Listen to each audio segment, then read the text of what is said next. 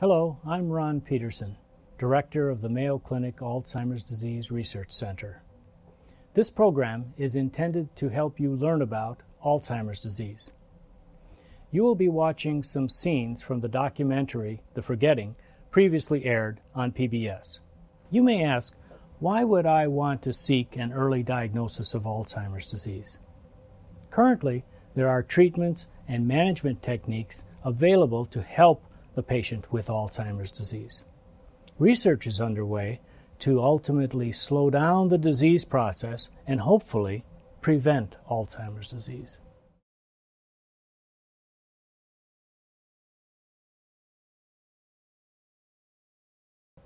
How much forgetfulness is too much? As we age, we all develop a little bit of forgetfulness. Some of us, however, will go on to develop more dramatic degrees of forgetfulness, which may be the earliest signs of Alzheimer's disease. You're about to see some scenes which illustrate the earliest symptoms of Alzheimer's.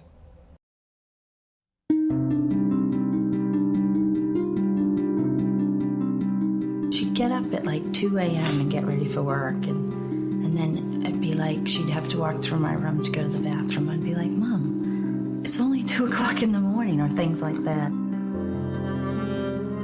Yeah, she would start a little job and she'd get everything all set up. Then she would leave, and about 5 minutes she comes back. She forgot what she was, what she had to do to finish. She would just do the same tasks over and over again. You know, like put the toast in the oven, the toast would come out in the toaster, and then she'd put it back in the toaster. And when people start to have memory problems that interfere with functioning, forgetting to eat, forgetting how to do things, forgetting how to do their job or how to get someplace or how to turn the car on, or whether they took their medicine or not, and taking it twice perhaps, things like that that start interfering with functioning, that's when it crosses over into pathologic. She doesn't remember late in the afternoon what we've had for breakfast or if we've had breakfast. Did you eat breakfast this morning? Not much. Yes, you did. What did I give you for breakfast? What was it? Something you had cooked. Yeah. She pretty much is always denying that there's anything wrong. That's absolutely. And That's the right. difficulty is, You always ask. the difficulty is that she's been this way all of our relationship. Okay. The difference now is that she doesn't deny this because she is denying it like she used to deny other things. Yeah. Now she just, the part of the brain that lets you recognize that you have a thinking problem isn't working. It's usually the family member who knows them well, knows what their abilities were previously, that pick up on the very subtle early changes. I'm married to a 21-year-old cheerleader who's gorgeous and hot all over me. So why are you crying? I can't remember where I live. I knew I was having symptoms already. I just know my mind wasn't working the way it used to. There were like blank spaces in my mind. And I don't know how to describe it much more than that, except for I know something, but it wasn't there. You know, I can only imagine what it would feel like to have a sense that, hey, this isn't working the way it always did. That's probably one of the most scariest experiences a human being can have. The only analogy that I can come up with to try and capture a flavor of what that must be like is to imagine sort of waking up in a foreign country every morning where you understand some of the language, but some of the customs just don't make sense. It's, things are disconnected. Often the patient doesn't realize they're forgetting early on. Often it is the family member that notes it, and it's almost one of the hallmark features of the disease is that the patient has very little insight into their early changes, that they don't see the early changes. It's the family member or the spouse or the daughter or whoever who see these changes. Sometimes the patients will deny it, that they have any problem at all. She started smoking again about 6 or 7 weeks ago. I worry that she will forget that she lit a cigarette and let it burn and it'll fall on the carpet or fall on the couch. We'll end up with a fire. But she insists that she needs to smoke a cigarette. When? And all the time. I don't smoke. Yes, you do. When? Yeah, you smoke. You have cigarettes in your pack, in your purse now. I bet you I don't, unless you put them in there. To establish the diagnosis of Alzheimer's disease, you will need to undergo physical and mental status testing. Slide back a little bit here. Back I want to see your knees kind of be right back against this so it can get. Okay. Oh, well. That's what I want. Good. Now, I'm going to give you 3 things to remember, and I'm going to ask you to remember them in about 5 minutes. I'm going to ask you to tell me what they were, okay? A house, a lake, and a shoe. Can you say this for me? A house, a lake, and a shoe. Good. I'm going to ask you to tell me what they were in about 5 minutes. Okay. Okay, but in the meantime, we're going to move on to a couple of other things. Okay, that's all right. Can you spell the word world for me? W-O-R-L-D. Great. Can you spell it for me backwards? No, I don't think so. Okay, you got it forwards. You want to give it a try? Well, let's see. L-R-O-D. Okay, good. I'd like you to close your eyes for me, and I'm going to put some things in your hand, and I don't want you to look at them. I just want you to feel them and tell me what they are. So here's something. You tell me what this is. Don't look at it. Just tell me what it is. I can touch it like Yes, this? ma'am. You can do anything you want except look at it. Oh, I didn't look now. Yes, you did. Okay. Now you close your eyes again, and I'll put something else in your hand. That's something flat. Something flat? Is it a key? No, it's not a key. Is it a coin? Mm-hmm. Very good. So she's able to identify things in her hand, and she gives me the name. She doesn't hesitate. She didn't say that is something you open a door with. Ms. Fugit, a few minutes ago, I asked you to remember 3 objects. And then I said, I'm going to ask you in a few minutes what they were. Do you remember those 3 things? Do you remember me asking you? Do you remember me telling you 3 things? You telling me something, but I don't remember what. But you don't remember what they are. No. Okay, and I would start here with the 2. The 3? Mm-hmm. Everyone with a memory problem wants to answer the critical question. Is it normal aging, or is it Alzheimer's? Let's start again. Put them flat and turn one palm up. That's it, you got it. Rita Scully has come to Dikoski's clinic for a series of tests to find out. You're getting there. This is pathetic. Keep the pattern going all the way across the page. You can stop. That's good. Alzheimer's disease affects the brain in very specific ways.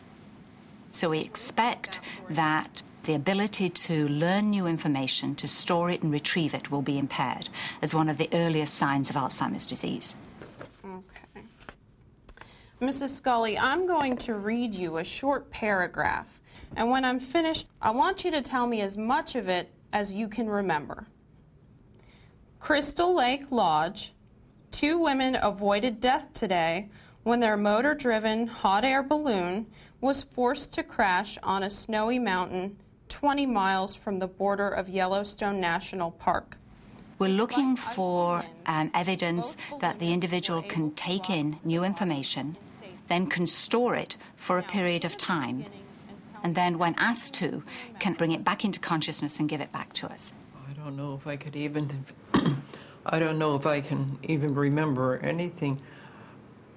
There were some women mentioned, and was it Yellowstone National Park? Patients with Alzheimer's disease have difficulty encoding the information. It isn't the case that they get the information in, but then after 30 minutes have lost it. I'm sorry to say, but that's about all I remember. That's okay. They actually never got it in the first place. So when you go to retrieve it, it isn't there.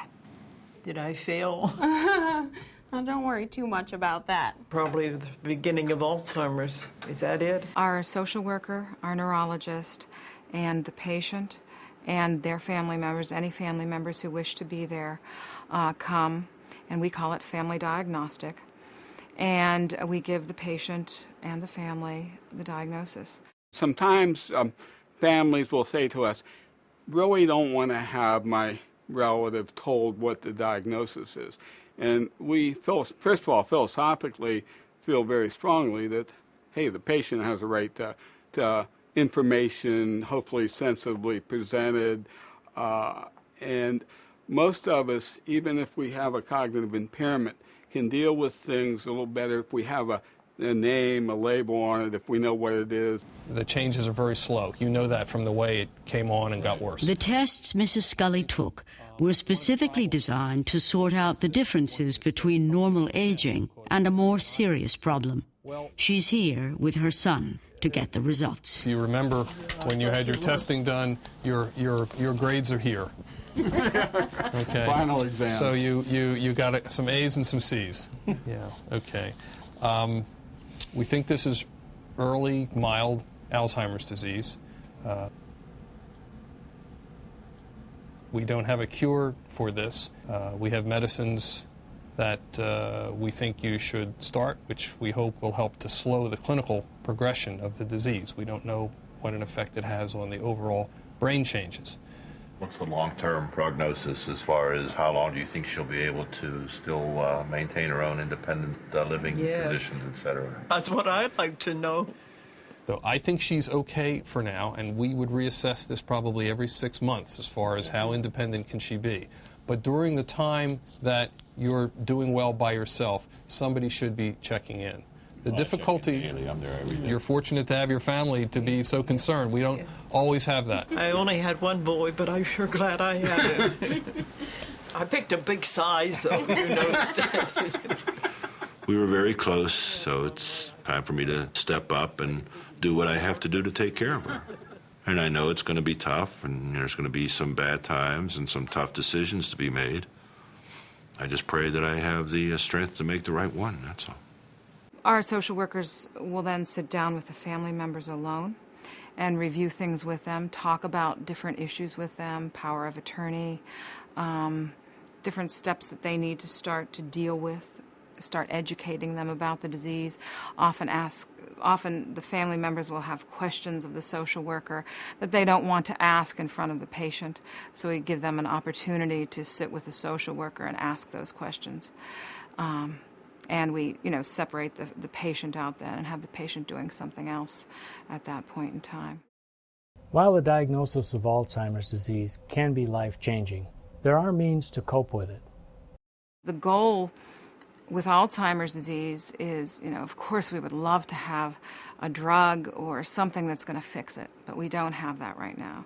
So the goal is to maximize their existing abilities and minimize the things they can't do, and help the family find that balance. Talk to them about ways that, adaptive strategies in the house, things that they can do if they're still working to enable them to continue working for a while.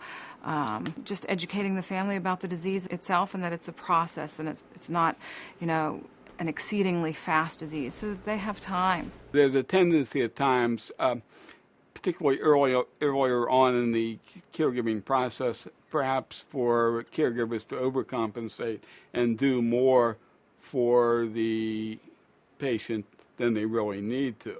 As a general principle, I think people with Alzheimer's disease, you want them to do as much for themselves as they're capable. You don't want them to be in over their head, and you don't want them to be in an inherently frustrating situation or a situation that's unsafe. I can't do anything because I can't take this out. That's right. If I had to sum up in 25 words or less, the best overall advice I could give caregivers, it would probably go like this. If it's not broken, don't fix it, but make sure you have good ways of looking for cracks. Because inevitably, as the disease progresses, various kinds of cracks are going to occur. And one of the ways to help caregivers in identifying those cracks is education. As you begin your journey into Alzheimer's disease, there are resources available for you, your caregivers, and your family. These diseases are emotionally the most difficult for families and for spouses particularly. I think the family suffers the most with this disease. I think mercifully, after the late moderate stage of the disease and the very severe stages of the disease, the patients have no more insight and don't even realize that there's a problem. There is what I call a John Wayne school of caregiving, where, you keep a stiff upper lip, you internalize your feelings, and it only counts if you do it all yourself. the mortality rate for folks who belong to that school of caregiving, can be quite high. With this illness, patients are going to experience every aspect of the healthcare continuum, starting out early on with maybe needing very little assistance in the home. And then as things change, supportive services in the home, Meals on Wheels or in-home cleaning chore services. After things progress a little more, a couple of years down the road, they may need adult daycare.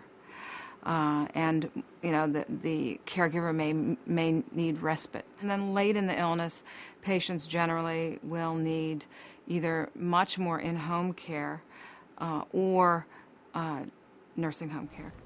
Oh, sit right there. Yeah, we'll sit right here.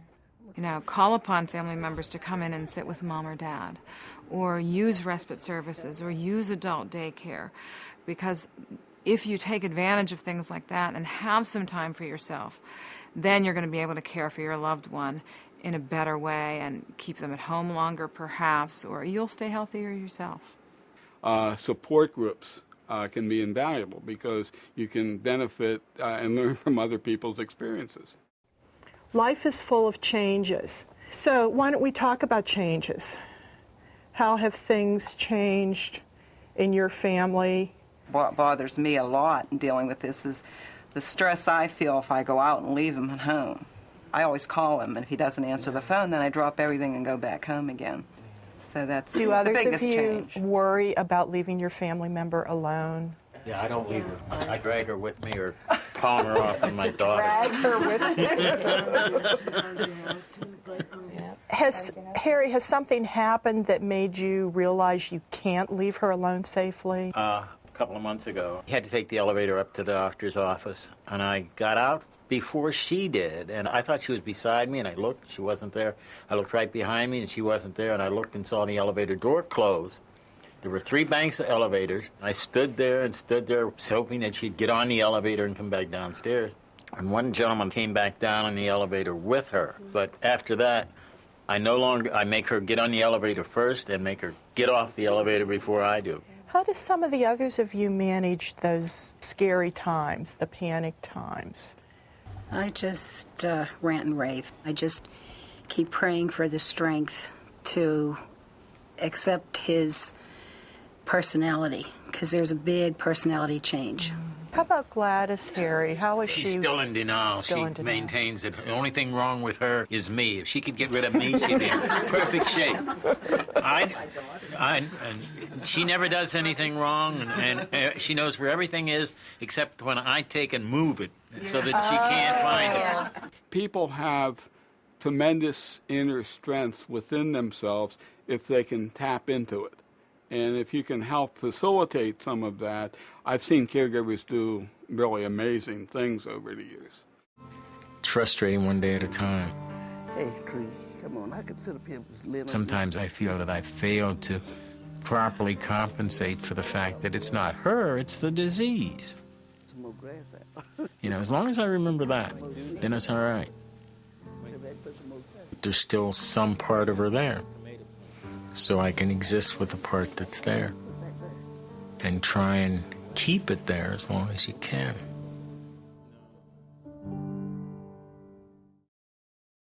Alzheimer's disease is a challenging disorder, but an early and accurate diagnosis is very important to afford you more options for treatment and support.